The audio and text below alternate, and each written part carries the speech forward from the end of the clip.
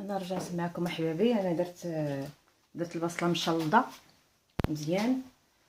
المهم غندير الثومه. ها هي الثومه، ها هي هذه الثومه هكايا قطعه مشلضه، و ثومه صاينه ها مقشوره بطبيعه الحال، راه مغسوله. وغندير عود ديال القرفه، ورقه الرند، ورقه موسى، سيدنا موسى بطبيعه الحال.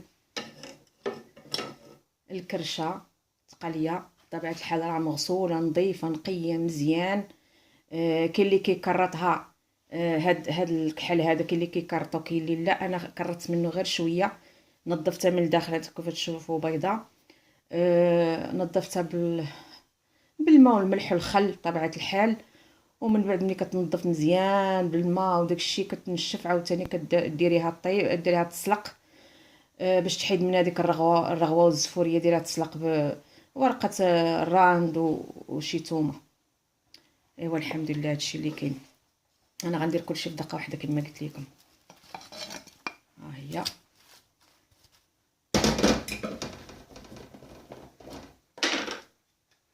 غنزيد عليها مطيشه مطحونه طحنها. انا ما كنديرش مطيشه طريه، حيت مطيشه طريه اللي درتيها كتميه بزاف، ما كتجيش تقليه معلكه بزاف. غادي نزيد غير شي معلقه ولا جوج ديال المطيشه مطحونه طحنه. انا كديرها في الفريكو. ها هي بسم الله.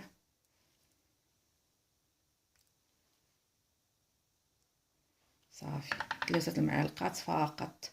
اللي ما عندوش هاد مطيشه مطحونه اللي كيطحنها في الدار يدير غير معلقه المطيشه المعجونه، مطيشه الحك. راك شفتوني درت عود ديال القرفه باش تجي من السما. ايوا غندير دابا صافي العطريه. كاين الخرقوم، كاينه التحميره،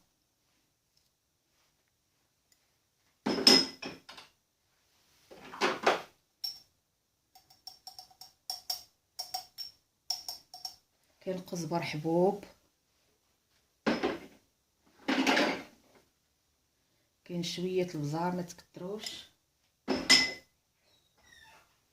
شويه سكينجبير. البزار ما تكتروش حيت لحقاش في الاخر غادي طيب. وندير واحد معلقه ماشي معلقه، المهم شويه ديال الكمون حتى الاخر باش ما يمررش.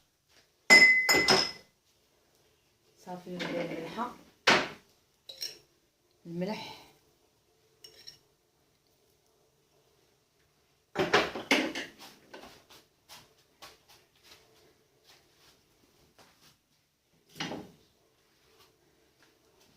وغادا ندير قبيطه ديال الربيع قطفتها من الجريده. ها نتوما شتي هذا كيعجبني. هذا ملي الربيع كيبدا كينبت. ملي كينبت بزاف كينوض هاد الزريعه ديالو، هذه كتبقى تكون خضراء. كنديرها انا في اي حاجه. يا سلام على المذاق ديالو، رائع وريحته غزاله. نشم ريحته زوينه وفنه. هادشي اللي كاين. المهم هاد اللي عندها الجرده وهذا ما تخليهمش يبسوا. استافد منهم يابسين وخضرين. حتى خضرين كيجيو غزالين في الماكله. ها هي ما باقيين خضرين. غندير هاد القبيطه ديال القزبر هادي. صافي صافي ونسدو عليه ونديروه يتشحر. ملي تشحر هذيك البصله ديالو تطلق الماء، طلق الماء مزيان. عاد نزيدو عليه الماء الكافي باش يطيبو. ما ديروش الماء بارد، ديروا الماء طيب باش التقليه طيب دغيا. ومن بعد غندير الحامض المصير والزويتينات.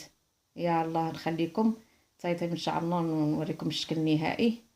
وبالصحه والراحه والشهيه طيبه.